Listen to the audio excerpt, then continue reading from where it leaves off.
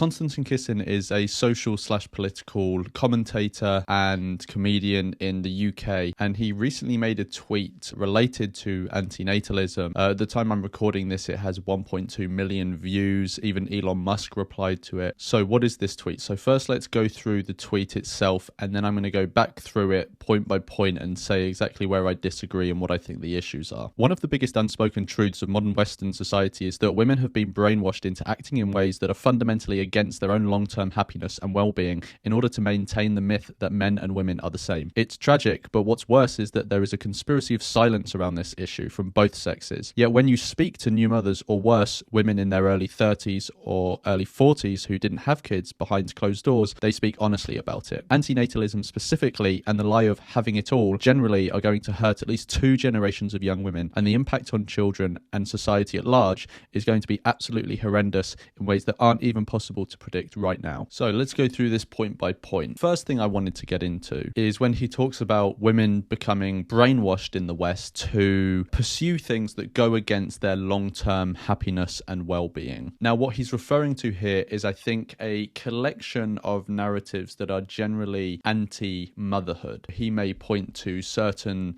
sections of modern feminism. He might point to the environmental movement. He might point to general misanthropic narratives as well. But whatever these narratives are, he's pointing generally to some sort of narrative that is supposedly brainwashing women to not pursue motherhood, and that comes at the sacrifice of their long-term well-being and happiness in many cases, I think is the point he's making. I'm sure there are some women that have been brainwashed or convinced of a point of view that has meant that they are going to pursue things that they later regret, right? I think this is fairly reasonable to say. This will happen with many people in many different aspects of their life. We all pursue things that we end up regretting, some more significant than others. So I think that's a fairly reasonable point. But I think there is also another aspect to this, which is that as the world has modernized, women have gained more access to contraception. They've had more control over how many children they will have and when they will have them. There will be more women choosing not to have children because the social pressure to do so has ramped down, but also they have the technological capacity to control their reproductive ability as well. So I think part of it will be the informed decisions of women, but I get where he's coming from. There will be some section of women that have taken a path that they will later regret.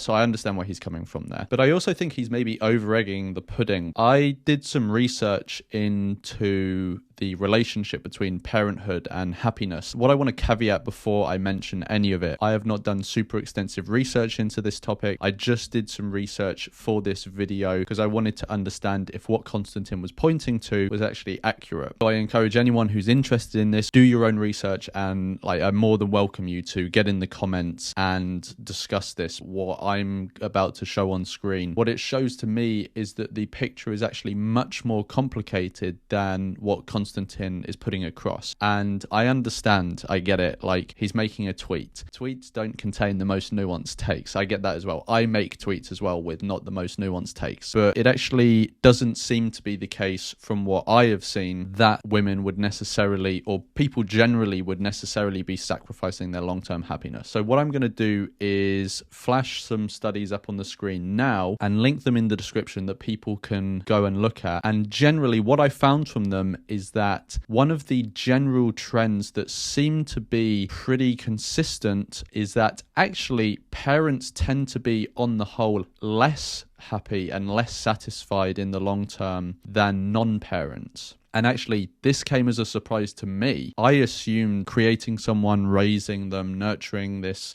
vulnerable young being would lead to longer term more satisfaction and happiness, especially given the fact that we've evolved literally just to do that. And so you would assume that it would be something that would provide us happiness, but evolution is not really concerned with our happiness. It's just concerned with us reproducing. So I don't even know on that point. But yeah, it was surprising to me that when I looked into some of these studies and read some articles, it didn't actually seem like there was a relationship, a positive relationship between parenthood and happiness, it actually seemed the opposite, like there was a negative one. Now, in the studies, they did point to the fact that a lot of that disparity in happiness between parents and non-parents could be caused and alleviated by certain public policies. So it may not be intrinsic to parenthood that it makes people less happy in the long term. But what I also saw in the studies is that they said, even though it may not be intrinsically negative to your long-term happiness and well-being, there's also no evidence, at least from what I saw, that it would be intrinsically positive as well, even if all of the public policies were accounted for and did alleviate what they could. And another thing that I saw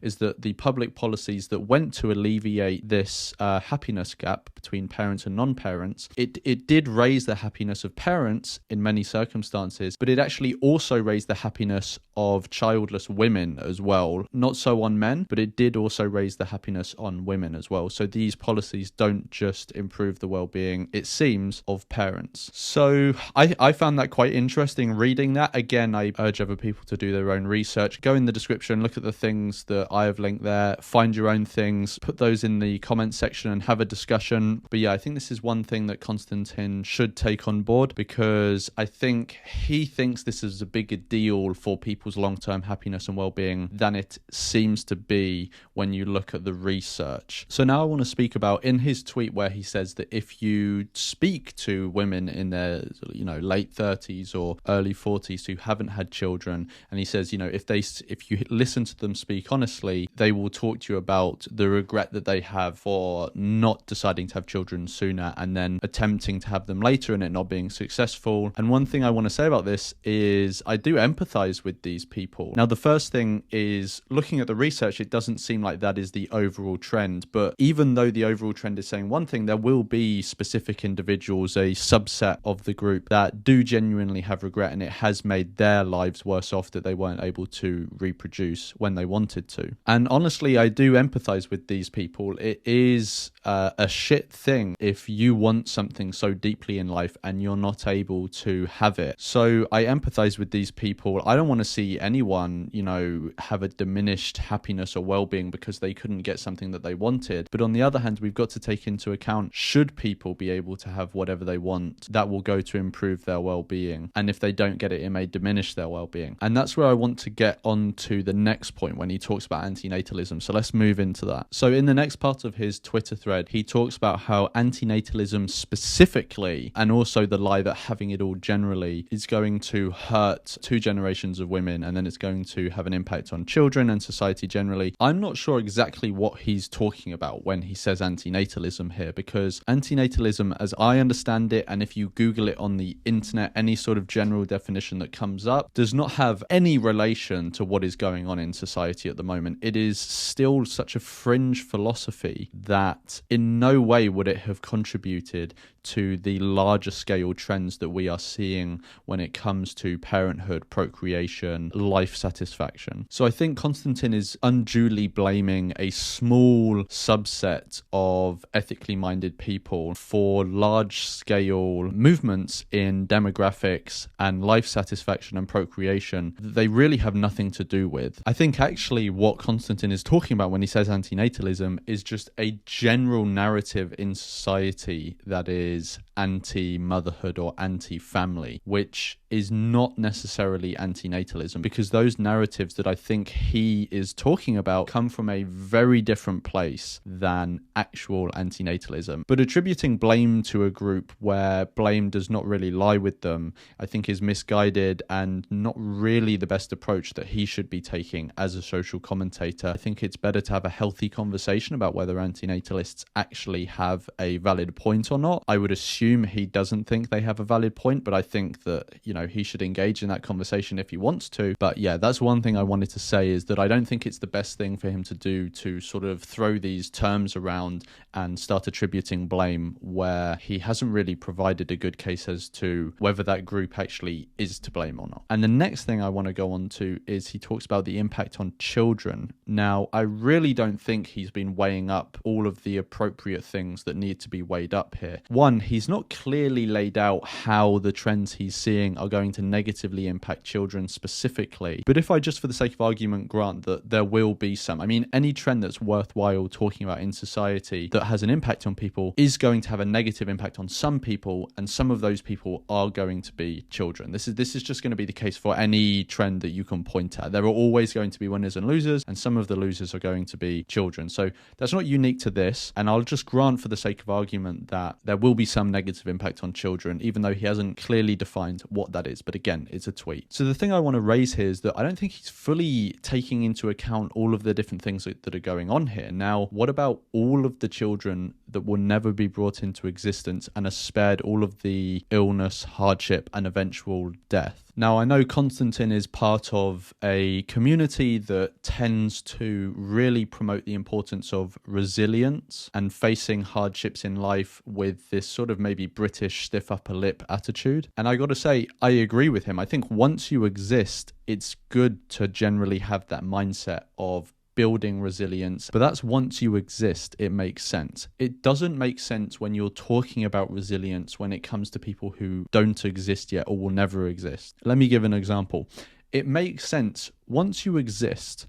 If you get cancer, it makes sense to build resilience and try and approach it in a positive way. Try and approach the hardship in a positive way, because one, this may actually help your capacity to fight the cancer, but it will also just mean that you probably have a better state of mental well-being whilst you're going through that process, because you're taking an approach to it that means that you're going to build resilience, and so it's going to affect you less mentally. So I agree. Once you exist, it's good to face the cancer head on and try to not let it get to you. But when it comes to someone who would never exist unless you intentionally create them, it makes no sense. What sense does it make to impose cancer on someone and say, oh, well, they can be resilient in facing it? No, that doesn't make any sense. 1 in 3 people in the West will get cancer at some point in their life. And so whilst you're not necessarily directly pointing your finger at someone and saying, you have cancer now, when you create someone, you're putting them at a relatively high risk of getting cancer. And that's just one thing you're putting them at a high risk of, right?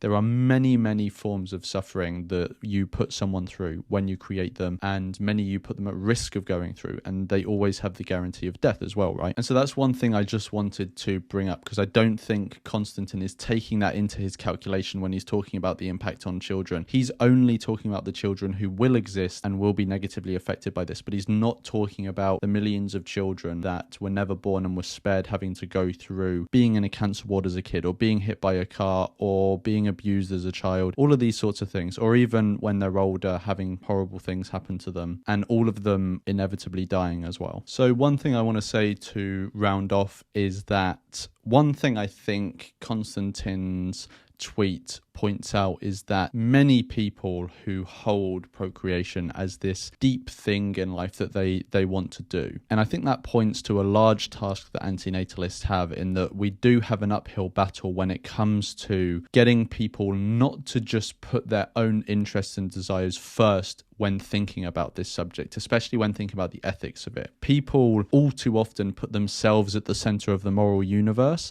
and don't really take into consideration all of the important implications of their actions, especially when it comes to procreation. And so I think Konstantin's tweet highlights that, even though I don't think he necessarily intended it to, but from my perspective, it highlights that, and it highlights the fact that antinatalists do have an uphill battle when it comes to getting people to genuinely engage with the ethical implications of their actions. So I think those are all my thoughts on Konstantin's tweet. If you have any thoughts, or if you have any thoughts about my thoughts, then put them in the comments below. I'd be interested to hear what other people think, and if Konstantin does happen to see this, I'd be more than happy to have a conversation with him about this. I'm not sure if he's ever come into contact with antinatalism as a philosophy. It seems to be that he has the impression it's something else, just a general sort of anti-motherhood, anti-family trend out there, which I don't think that necessarily accurately represents what it is. But yeah, I hope that you guys enjoyed this one, and I'll see you in the next one.